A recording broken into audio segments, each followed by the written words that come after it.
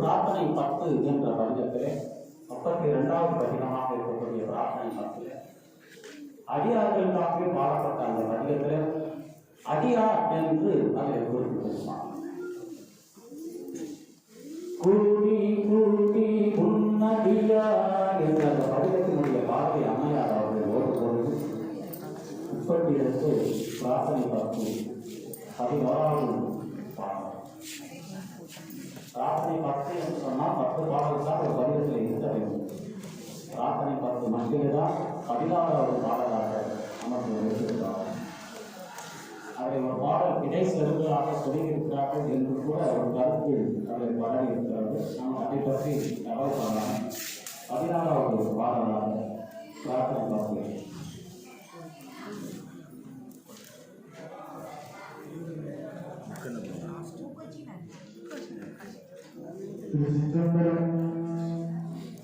கூடி கூடி முன்னடியார் குடிபார் சிரிப்பார் அடிபாராய் வாடி வாடி வலியாற்றே வட்டல் மரபோலிப்பேனோ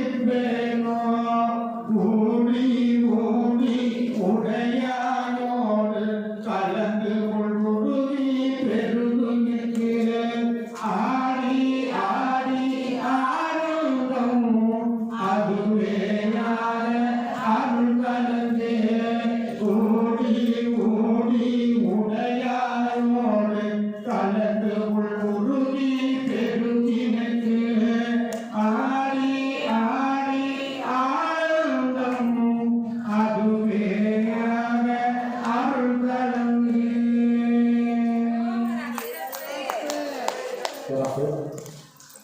இந்த பாடலை நீங்கள் முழுமையாக கேட்டு அடியார் என்ற அடிப்படை நிலை, இந்த அடியார்கள் என்பது யார் என்ற அடிப்படை நிலையை வெளிப்படுத்தியிருப்பார். அதே உங்களுக்கு 4 பாடல்கள் இந்த ஓட சொல்கிறேன். ஓட சொல்லிட்டு அதில் நீங்கள் எந்த அந்த அடியார்களை நீங்கள் தேர்வு செய்திருக்கிறீர்கள் என்று அந்த மூலமாகவே அதையும் தெரிந்து கொள்ள ஆசைப்படுகிறீர்கள். முதல் பாடலை ஓடினார்கள். இந்த பாடலை எந்த அடியாரை பற்றி சொன்னால் என்று எனக்கு தெரியாது. நீங்கள் தெரிந்தால் சொல்லுங்கள், அதற்கான முற்போதை பார்ப்போம். அடியார் அடுத்தது இன்னொரு அடியாரை பற்றி சிவபுராணத்தில் சொல்றார் மணிவாசன். அது எந்த அடியாரை பற்றி சிவபுராணத்தில் சொல்றாருன்னு நம்ம பார்ப்போம்.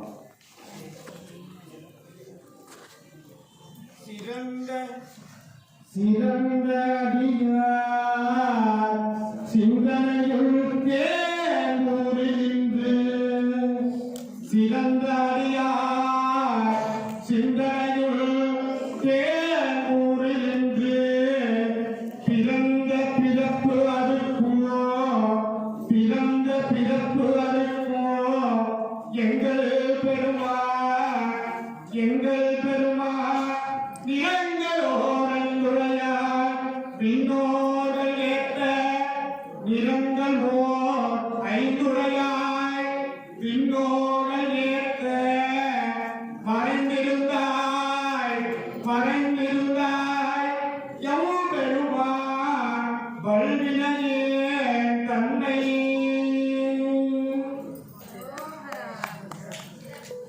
இந்த 2வது பாடல் இதில் எந்த அடியாரை குறிப்பிட்டிருக்கிறார் என்று நீங்கள் சொல்ல வேண்டும். இன்னொரு பாடல் வேறு எந்த அடியாரை அதிலே குறிப்பிட்டிருக்கிறார் என்று பார்க்கலாம். பிரார்த்தனை 10. வேண்டும் வேண்டும் மெய்யடியார் உள்ளே விரும்பி என்னை அருளார் ஆடாய் அடியேன் இடக்கழுந்த அருமாறுதே அமுதே அருள்வாமணி ஊட்டே தூண்டா விளக்கு சுடரணையாய் தொண்ட நேக்கும் உண்டாம்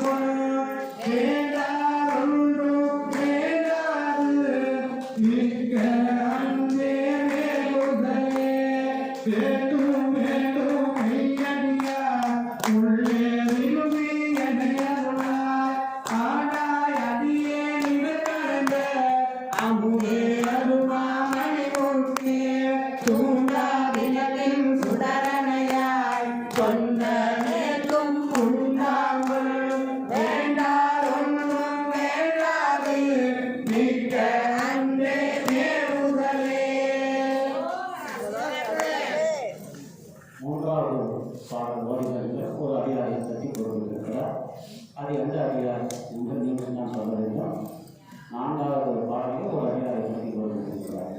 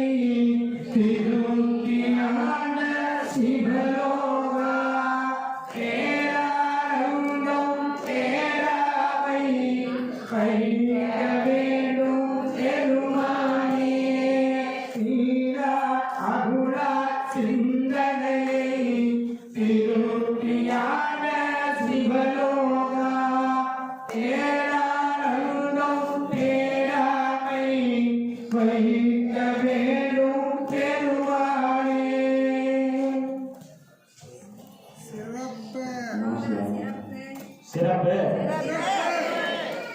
4 பாடல்கள் இங்கே ஓடப்பட்டிருக்கிறார்.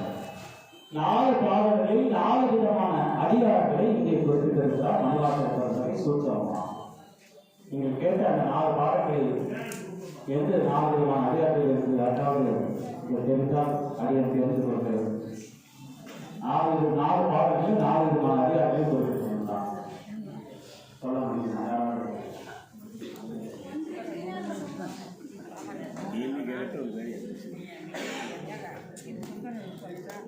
முதல் பாடல் ஓடப்பட்டது.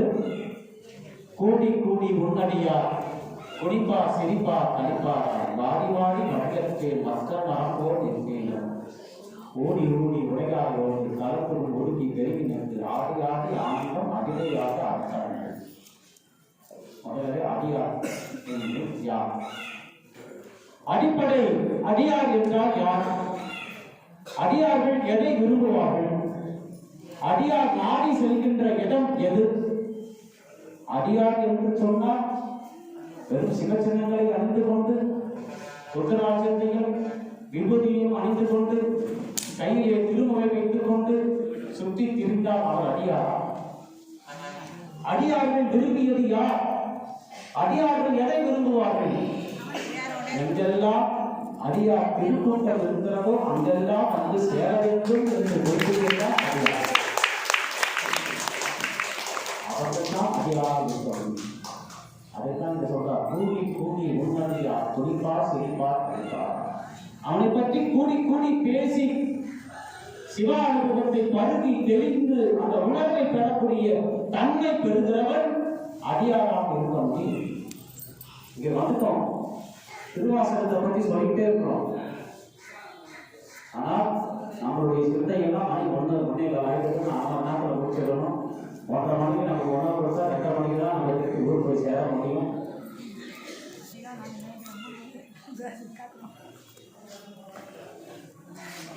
அப்படி நினைக்கக்கூடிய சிந்தையில் நாம் இருப்பதை இந்த ஞான மழையில் நினைத்துக் கொண்டிருக்கக்கூடிய நாம் நம்முடைய எண்ணம் எல்லாம் சிவமும் மணிவாசகரும் திருவாசகத்தை தவிர எந்த இடத்தில் இல்லாமல் தவக்கோணங்களில் தவ நிலையில் இந்த திருவாசகத்தினுடைய உட்பொருள் எல்லாம் நீங்கள் உணர்ந்து இந்த ஆன்மா உருகும் தன்மையை சிவ அனுபவத்தை பருகும் தன்மையை பெற்று அந்த அடியார் குருக்கூட்டத்தில் ஒருவன் அந்த நிலையை அடைந்தாலும் கூட அந்த ஒரு அடியாருக்காக சிவபெருமானையே இங்க வந்து எழுந்து அருள் பொழுது அந்த இறை அனுபவத்தை சிவ அனுபவத்தை பெறக்கூடிய அடியாராக நாமும் அவனோடு கூட சேர்ந்து விடுவோம். இது அடிப்படை தன்மை கொண்ட அடியார். அடுத்த நாள் ஒரு அடியார் சொல்றார் சிவபுராணம். சிறந்த அடியார் சிந்தனையில் தேர்மூறி என்று சொல்றார். இப்ப அடியார் என்று நாம் அடியார் திருக்கூட்டத்தில் வந்த பிறகு இந்த அதிலே சிறந்த அடியார் யார் என்று மணிவாசகர் என்பதை சொல்றார். அடியாருக்கு அடுத்த நிலை சிறந்த அந்த சிறந்த அடியார் யார்? இந்த சிவ அனுபவத்தை சொல்லும் பொழுதெல்லாம் அவன் சிந்தனையில் இந்த இறை அனுபவத்தை உள்ளே செலுத்தி அதிலே ஊறி இருக்கக்கூடிய தன்மையை எவன் பெறுகிறானோ அவன் சிறந்தான். செவிவழியாக கேட்டு மனதிலே கேட்காமல் இந்த செவிவழியாக விடுவதல்ல சிவா அனுபவம், இறை அனுபவம். செவிவழியாக கேட்ட பின் மனதை அடைந்து மனதிலே இருந்து ஆழ்மனது சென்று ஆழ்மனதை கடந்து சித்தத்தில் இருக்கக்கூடிய சிவத்திற்கு பாலாபிஷேகம் செய்கின்ற இறை அனுபவமாக உள்ளே சென்று சேரும். அந்த சிவ அனுபவம் நம்முடைய சிந்தையிலே ஊறிக்கொண்டே இருக்க வேண்டும். திருவாசகத்துக்கு போயிட்டு வந்தாயே, என்ன நீ கற்றுக்கொண்டாய், நீங்க என்ன சொன்னார்கள், அது நம்ம சொன்னாங்க, அந்த நேரத்தில் நாளா இருந்துச்சு, அப்ப என்னன்னே எனக்கு தெரியல. அந்த சிவா அனுபவம் தேனூறி நின்றாமல் ஊறி நிற்காமல் அது அப்பொழுதே துடைக்கப்படுகின்ற நிலையில் தான் இந்த ஜீவாத்மா மாநில சபையை தாங்கி இருக்கிறார். எப்பொழுது இந்த சிவ அனுபவத்தை தேங்கி நம்மளுடைய ஆன்மாவிலே கலக்கப் போகின்றோம், எப்பொழுது இந்த இறை அனுபவத்தை இந்த மாநில சட்டத்தை நாம் தரப்போகின்றோம், இறைவனே நீயே எழுந்து அருளே பிறகும் கூட இதை உணராமல் ஜடமாக வல்லவா இந்த தேகம் இருக்கிறது, என் செவி இருப்பினும் வலிதாக இருக்கிறது, என்னுடைய சிந்தை கரடு முரடாக சிந்தைத்துக் கொண்டிருக்கிறது, எது நடந்தாலும் என்ன, இந்த இறை அனுபவம் மீண்டும் கிடைக்குமா, இந்த சிவ அனுபவத்தை மீண்டும் பருகுமாறு இந்த நேரத்தை இறைவன் எனக்கு கொடுப்பானா, இந்த இறை அனுபவம் முழுக்க எனக்குள் சேர்ந்து கொண்டே இருக்கிறது, இதை வெளியே அனுப்பாமல் இதை நான் சேகரித்துக் கொள்ளவா வைத்துக் கொள்ள வேண்டும். இந்த இறை அனுபவத்தை எனக்குள் அது ஊறி ஊறி ஊறி என்னுடைய செவியும் கண்ணும் நாவும் இறைவனே நீயே வந்து என்னை அடையவாறு செய்ய வேண்டும். அதல்லவா இந்த ஜீவாத்மா வேண்டி தடுக்க வேண்டும். நான் சென்று இறைவனிடம் அடைக்கலமாக புக முடியாது, அவன் எங்கே இருப்பான் என்று நமக்கு தெரியவும் தெரியாது. அப்ப நான் சென்று இறைவனிடம் அடைக்கலமாக புக முடியாது என்று சொன்னால் நாம் கொண்டிருக்கின்ற பக்தியில் நாம் அவன் மீது கொண்ட அன்பின் காரணமாக அவனையே நினைத்து நினைத்து நினைத்து உருகும் தன்மையை இந்த ஜீவாத்மாவுக்கு பெற்ற அடிப்படை காரணமாக நீ எங்கே இருக்கிறாயோ அங்கே சிவன் வந்து உன்னிடம் அடைக்கலமாக புதுநாடும் ஜீவாத்மாவை தந்திட வேண்டும். சிவன் உன்னிடம் அடைக்கலமாக நீ தேடி சென்று அவனை அடைக்கலமாக உன்னை அடைக்கலமாக கொடுத்துவிட முடியாது, உருகவே மாட்டது. எவ்வளவு திருவாசகத்தை படித்தாலும் அந்த வார்த்தைகள் கண்களில் இருந்து ஒரு நீர் சொட்டு கூட வராமல் ஏதோ என்று சொல்கிறார்கள் என்று செவிவழியாக மட்டும் கேட்கக்கூடிய நிலையிலேயே இந்த ஜீவாத்மா பயணத்தை மேற்கொண்டு கொண்டிருக்கிறதே. அப்படி இருந்து இது என்னையா பயணம்? இந்த அழுக்கு நிறைந்த இந்த உடல் இந்த பிறந்து சிவத்தை நினைந்து உருகாலும் இந்த பறவை என்னையா பயன் எடுத்துட்டு போகிறது? இதற்காக நாம் பிறந்திருக்கிறோம். இறைவனே எங்கே இருந்த என்னை நேற்று மண்டல மாநிலத்துக்கு சென்று வந்திருந்தேன். அந்த மண்டல மாநிலத்திலே நம்முடைய நாவல் பெருமக்கள் பிரதர்ஷை நம்முடைய குருவோடு கலந்து பேசி அந்த தேதியை நிர்ணயம் செய்தோம். அதே ஒரு தேதியை சொன்னேன், ஐயா ஒரு தேதியை சொன்னார். ஆனால் இரண்டும் இல்லாமல் அந்த மணிவாசகர் வேற ஒரு தேதியை குறிப்பிட்டிருந்தார். ஐயா அவர்கள் கூட குணப்படுத்துகிறார் இருக்கிறது என்று சொன்னார்கள். ஆனால் எதுவும் நம் கையில் இல்லை. எல்லாம் மணிவாசகர் என்ன செய்கிறார்களோ நாங்களும் கூடி என்ன செய்கிறார்களோ அதை ஏற்றுக்கொள்ளும் நிலையில் நாங்கள் இருவரும் இருந்தோம். 9 மற்றும் 10 அங்கே பிரதிஷ்டை விழா மண்டல மாநிலத்தில். அந்த ஐயா யார் என்று எனக்கு தெரியாது. அண்ணாமலையில் என்னை வந்து சந்தித்தார். நால்வரை நீங்கள் அந்த பிரதிஷ்டை செய்ய வேண்டும் என்று எனக்கு கட்டளை பிறப்பித்தார். மணிவாசகர் கட்டளையாக ஏற்றுக்கொண்டு அந்த திருத்தலத்திற்கு சென்றிருந்தேன். அங்கே அந்த ஆலயம் சிதறமடைந்திருக்கிறது. அது பிரசித்தி பெற்ற அந்த ஆலயத்திலே இறை உணர்வை இறை அனுபவத்தை சிவ அனுபவத்தை முழுமையாக இந்த தேவ தட்டைக்கு கிடைத்தது, உணர்வாக பெற்றது. நால்வரை அங்கே பிரதிஷ்டை செய்ய வேண்டும் என்று அடியனும் ஐயாவும் கூடி பேசி அன்றே முடிவு செய்தோம். நால்வரை செய்வதற்கு தயாராகி அண்ணாமலையிலே அவர்கள் இங்கே வருவதற்கு தயாராக அமர்ந்திருக்கிறார்கள். அந்த தேதியை உங்கள் ஐயா மூலமாக அறிவிப்பார்கள். ஏப்ரல் 9 மற்றும் 10 2 நாட்கள் அங்கே பிரதிஷ்டை செய்யப்பட்ட விழா நடக்கிறது. எப்படி நடக்கக்கூடியது இந்த அதிசயம்? அருப்புக்கோட்டையிலே சொன்னால் செய்வதற்கு எத்தனை கோடி பேர் இருக்கிறார்கள்? இந்த பிரபஞ்சத்திலே எத்தனை கோடி பேர் அதற்காக காத்துக் கொண்டிருக்கிறார்கள்? எங்கேயோ பிறந்த என்னை மணிவாசகருடைய கட்டளைக்கு இணங்க என்னை அழைத்து அந்த நால்வரை பிரச்சனை செய்ய வேண்டும் என்று பிச்சையாக இறைவன் எனக்கு கருணையாக பொழிந்திருக்கிறானே. உணர்வுகள், இறை உணர்வுகள் வராமல் இந்த தேவம் இருந்து பண்ண அந்த சிவானுபவத்தை பருகி தண்ணீர் அல்லாமல் இந்த ஞான மழையில் நனைந்து பயன் என்ன? எப்பேற்பட்ட பிறப்பை நமக்கு கொடுத்திருக்கிறார்? எப்பேற்பட்ட பிறப்பை பிறந்து உலக இன்பத்தை சுவைத்து சுவைத்து சுவைத்து சுவைத்து சிற்றின்பங்களையே நாடி அதனையே நாம் விழுந்து விழுந்து விழுந்து பிறந்து அவையெல்லாம் இன்று மறக்குமாறு செய்து சில மணி நேரமாவது அதை பற்றி சிந்திக்கக்கூடிய ஒரு பாக்கியத்தை நமக்கு அருள். சில மணி நேரமாவது அந்த திருவாசக வார்த்தைகளை செவிவழியாக இன்று நமக்கு பாக்கியமாக கருணையாக பிச்சையாக அவன் நமக்கு கொடுத்திருக்கிறான் என்று சொன்னால் அதை நினைத்து நம்முடைய தேகம் உருக வேண்டாம், நமக்கு கண்ணீர் வர வேண்டாம். நம் திருக்கரங்களை திருவாசகம் கொடுத்து நாவிலே அமர செய்யும் அளவைத்தான் நாம் புண்ணியம் செய்திருக்கிறோம். இதையெல்லாம் உட்பட எழுந்து சொல்வதற்காக நாம் தவமா செய்திருக்கிறோம். எந்த தவமும் செய்யவில்லை, எந்த புண்ணியமும் செய்யவில்லை. உலக வாழ்க்கையில் ஈடுபட்டு சிற்றின்பங்களை நாடி சுற்றி திரிந்த ஒருவனுக்கு இன்று உங்கள் முன்னாடி சொல்லக்கூடிய ஒரு பாக்கியத்தை இறைவன் பிச்சையாக கருணையாக அருளாக வாரி வழங்கியிருக்கிறான் என்று சொன்னார். இதை விட இந்த பிறவி இருந்து என்ன காப்பாற்றும்? இதை விட சிவத்தை நீ உணராமல் இருந்து என்ன பயன்? கிடைத்த இந்த சிவ அனுபவத்தை நினைத்து உருகி கண்ணீர் வராமல் இது தேகம் இருந்தேன் இல்லாமல் போனார்கள். செவி என்பது எவ்வளவு இருப்பினும் மனிதாக இருக்கிறது. அவன் கேட்ட பொழுது கூட இந்த உருகவில்லையே. திருவாசகத்தை வார்த்தைகளை உள்வாங்கி கூட இந்த மனம் உருக மாட்டது. மணிவாசகர் அற்புதமாக சொல்றார், சிவத்தடியா சிந்தனையில் தேனோடு சொல்லப்பட்ட இந்த இறை அனுபவத்தை உங்கள் சிந்தையிலே நிரந்தரமாக சேகரித்து வைத்து அந்த சிவ அனுபவத்தை முழுவதாக தேக்கி வைத்து அதிலேயே நீங்கள் மூழ்கி கொண்டிருப்பார்கள்.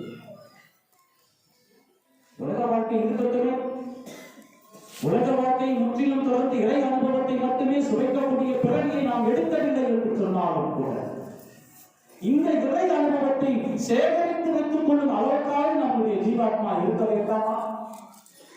என்றோ எப்பொழுதோ சிறு வயதிலேயே என் தாய் சொல்லிக் கொடுத்த அந்த திருவாசகம் இன்று அந்த இறை அனுபவத்தில் தேக்கி வைத்ததால் ஒரு துளி காரணமாக இன்று இத்தனை பதிகளுடைய உட்படை சொல்லக்கூடிய ஒரு பாக்கியத்தை பெற்றிருக்கிறேன். அந்த இறை அனுபவத்தை, சிவ அனுபவத்தை நீங்களும் சேகரித்து வைத்து அடியார் என்று வெறும் முற்றோடையில் வந்து வார்த்தைகளால் செவிவழியாக கேட்டு வார்த்தைகளால் நாவியால் உச்சரிக்கப்பட மாட்டாது என்று சொல்லி செவிவழியால் நீ சேகரித்து வைத்த இறை அனுபவத்தை நினைத்து உருகக்கூடிய தன்மை கிடைக்க பெற்றால் அடியார் மீது சிறந்த அடியார் நிலைக்கு நீங்கள் சிறந்த அடியார். அடுத்தது சிறந்த அடியார்களுக்கு மெய்யடியார் என்று ஒரு நிலைக்கு சொல்கிறார்.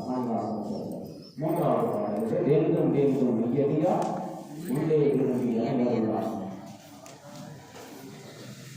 மெய் அடியார். அப்ப சிறந்த அடியார்களுக்கு மெய் அடியார் யார்?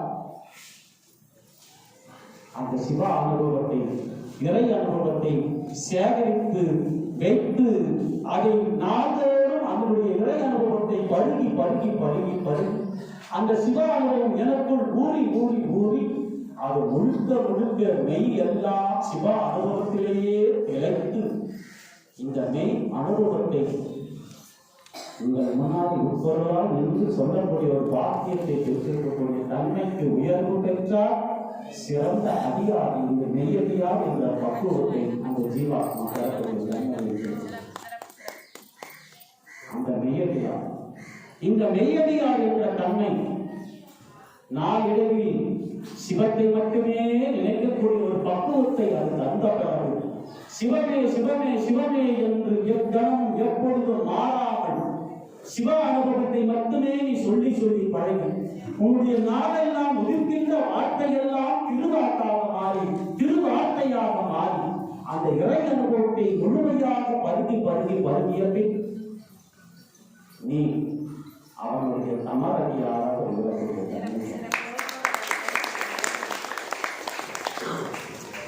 இறை அனுபவத்தினுடைய சாதமாக படிப்படியாக படிநிலையை மணிவாசகர் சுருக்கமாக சொன்ன திருவாசகத்தின் 4 விதமான அதிகாரம். இதை உங்களுக்கு புரியுமாறு ஒரு உதாரணத்தோடு அதிகம் சொல்வது. அதிகாரம் நம்மளுடைய பிள்ளைகளுக்கு ஒரு பள்ளியிலே சென்று அட்மிஷன் என்று ஆங்கிலத்தில் சொல்ல நுழைவு சீட்டு நாம் பெற வேண்டும் என்று சொன்னால் அங்கே போய் சென்று நாம் கேட்ட பிறகு நுழைவு சீட்டு நமக்கு கிடைக்கிறது. நம் பள்ளி நம்மளுடைய மாணவன் இந்த பள்ளியிலே சேர்க்கப்பட்டார் என்று ஒரு அட்மிஷன் கிடைத்திருக்கிறது. அதுதான் இந்த திருவாசகம் என்னும் பள்ளியிலே நீங்கள் எல்லாம் வந்து அமர்வதற்கு இந்த ருத்ராட்சமும் இந்த சிவச்சின்னமும் ஒரு அட்மிஷன் முறையிலே கிடைக்கப்பட்டிருக்கிறது. அந்த பள்ளிக்கு ஒரு சீருடை இருக்கும் இல்லையா? ஒவ்வொரு பள்ளிக்கும் ஒவ்வொரு சீருடை. அதே போல சிவப்பள்ளியில் சேர வேண்டும் என்று சொன்னால் சிவப்பள்ளியினுடைய சீருடை மாணவனாக நீ இருப்பதற்கு இந்த ருத்ராட்சமும் இந்த திருநீரும் சிவப்பள்ளியில் சேர்வதற்கான நுழைவு சீட்டு சிவ கருணையினால் உனக்கு கிடைக்கப்பட்டிருக்கிறது. அது கிடைச்சாரு. அடுத்தது கிடைச்ச பிறகு நம்மளுடைய பிள்ளையை அந்த பள்ளியிலே அட்மிஷன் போட்டு வந்து விட்டார். நம்மளுடைய மாணவர் அந்த வகுப்பிலே 30 மாணவர்கள் இருக்கிறார்கள் என்று சொன்னால் அது ஒரு வருடத்துக்கு தான் வகுப்பு லீடர் என்று சொல்லுவாங்க. Class people leader. வகுப்பில் இருக்கக்கூடிய முதல் மாணவனாக இருப்பான். அந்த வகுப்பிலே அவன் தான் முதல் மாணவனாக தேர்வு செய்வான். அந்த கிளாஸ் பீப்புள் லீடர் என்று சொல்லக்கூடிய அந்த கிளாஸ் பீப்புள் லீடராக ஒருவனுக்கு தான் கிடைக்கும். 10 பேர் இங்கே வந்து அமர்ந்தாலும் ஒருவனுக்கு மட்டும்தான் ஒரு தன்மையை சிவகருணை நாம் கிடைக்க பெறுகிறது என்று சொன்னால் அவன்தான் சிறந்த அதிகாரி. இதெல்லாம் பள்ளியிலே வந்து சேர்ந்து அந்த வகுப்பிலே முதல் மாணவனாக வருவன் சிறந்த அதிகாராக மாறுகிறான். சிறந்த அதிகாராக மாறிய பின் படிப்படியாக அவன் படித்துக் கொண்டே வருகிறான். அந்த பள்ளியில் உச்ச வகுப்பு 10ஆம் வகுப்பு 12ஆம் வகுப்பு எது இருக்கிறதோ அந்த வகுப்பு வரும் பொழுது அவன் மொத்த பள்ளிக்கே மாணவ தலைவராக வருகிறான். ஸ்கூல் பீப்புள் லீடர் என்று சொல்றார். பள்ளி மாணவ தலைவராக ஒருவனுக்கு தான் கிடைக்கும். அப்படி சிறந்த அதிகாரியாக இருந்து அவன் படிப்படியாக வந்து 12ஆம் வகுப்பு வரும் பொழுது அவன் பள்ளிக்கே மாணவ தலைவராக வருவதுதான் மெய்யிருந்தார். ஒரு 10 பேருக்கு மட்டும் அதிகாராக உயர்த்தவன் சிறந்த அதிகாராக இருந்தவன் பல ஊர்களுக்கு சென்று இந்த திருவாசகத்தை சொல்லக்கூடிய ஒரு வாக்கியத்தை பெற்றால் அவன் மெய்யடியாரா சிறந்த அதிகாரிகள் என்று மெய்யடியாராக மாறி காலப்போக்கில் அதே சிவத்தோடவே அவன் பயணித்து வெளியே சென்று பல திருவாசக பட்டங்களை எல்லாம் பெற்று பல தேவார பட்டங்களை பெற்று மீண்டும் அந்த பள்ளிக்கு முதல்வராக அவன் மந்திரித்தார்.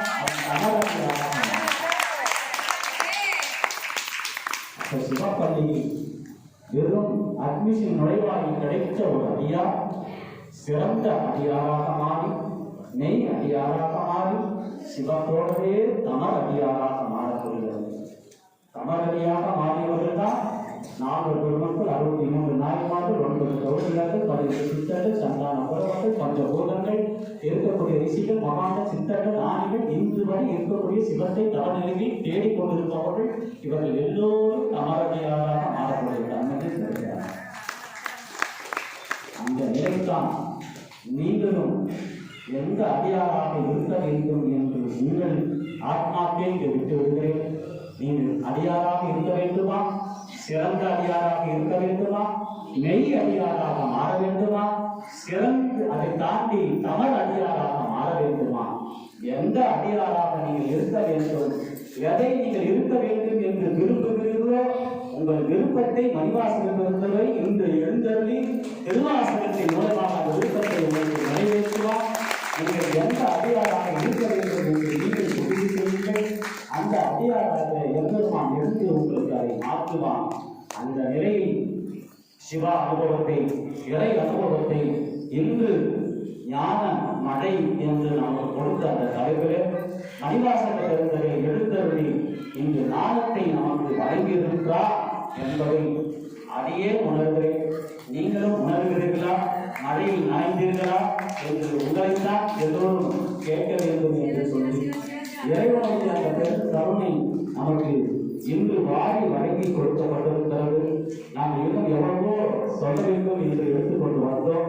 நேரத்தினுடைய சூழ்நிலையை கருதி அதை இன்று சொல்ல முடியாமல் போனாலும் நம்மளுடைய ஐயா அவர்கள் சென்ற முறை இங்கே வந்த பொழுது மணிவாசகர் பெருந்தகை 5 முறை இந்த பிரபஞ்சத்தில் மணிவாசகருக்காக சிவபெருமான் ஓடி வந்தார் என்று நான் சொன்னேன்.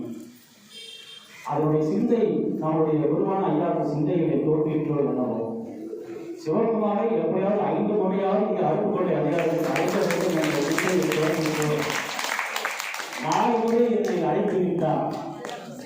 இன்னும் ஒரு முறை அவர் அழைத்தால் 5 முறை இந்த பிரபஞ்சத்தில் சிவபெருமான் மணிவாசகருக்கு வந்ததை போல 5வது முறையும் ஐயாவுக்காக 5வது முறையும் அழைத்தார். நிச்சயம் இங்கே வந்து அருப்புக்கொண்டை அதிகாரத்தோடு அழைக்கின்றேன் என்ற அந்த நிலையில் அதை வெளிப்படுத்தி நம்மளுடைய ஞான குருவான மணிவாசகர் பெருந்தகை எவ்வளவு ஞானமாக இந்த திருவாசகத்தை எளிமையாக நமக்கு தந்து அந்த கருணையில் பொழிந்து நம்ம அருளை பெருமாறு நமக்கு இங்கே கட்ட வைத்து நம்ம எல்லாம் ஆட வைத்து அந்த இறை அனுபவத்தை நமக்கு பொழிய வைத்திருக்கிறான். அந்த அனுபவம், அந்த சிவ அனுபவத்தை நாம் பருகி இறை அனுபவத்தோடு இறைவனுடைய திருவடிகளே சென்று தஞ்சம் அடைவதற்கு ஏதுவாக நம்முடைய ஆத்மாவை பக்குவத்தை படுத்தி அந்த பக்குவ நிலையில் இறைவனை அடையுமாறு நாம் செய்ய வேண்டும் என்று சொல்லி உங்கள் அனைவருக்கும் மீண்டும் ஒரு முறை எனக்கு வாய்ப்பு அளிப்பதற்காக உங்கள் அனைவரும் வணங்கி போற்றி மகிழ்ந்து இந்த கோவில் நிர்வாகமான அந்த ஐயாவும் அம்மாவும் அவர்களை வணங்கி போற்றி மகிழ்ந்து உங்கள் குருவான ஐயா அவர்களை மீண்டும் ஒரு முறை வணங்கி இந்த மண்டல மாநிலம் 9 மற்றும் 10 அந்த குடங்கள் நம்மளுடைய பிரதேசம் நாகர்கள் மற்றும் பிரதேசம் நேரிட ஐயா அவர்கள் சொல்வார்கள். நாம் எல்லோரும் ஒருங்கிணைந்து அந்த நாவலை மிகப்பெரிய ஒரு விழாவாக எடுத்து விழா போனம் போது அந்த நாளை நம்ம பிரதேசம் செய்ய வேண்டும். உங்கள் குருவாளர் அதுக்கான விளக்கத்தை எல்லாம் அவர் எப்படி நம்ம செய்யணும் என்னன்னு அவர்கிட்ட நம்ம கலக்கலை. அந்த மண்டல நாம் ஐயாவை மட்டும்தான் கலந்துட்டு வந்தோம். இன்னும் அதை பற்றி பேசுவதை விட வந்து நாம் சந்திப்பதாக இருந்தது நேரம் அதிகமாக இருந்தது ஆரம்பிச்சுன்னா ஐயாவை சந்திக்க முடியாமல் போகுது. அதனால் அவரோடு கலந்து பேசிய பிறகு ஐயாவை எப்படி இதை செய்ய வேண்டும் என்று அறிவிப்பார்கள். நீங்கள் எல்லோரும் அதை உடன் பயணித்து வந்து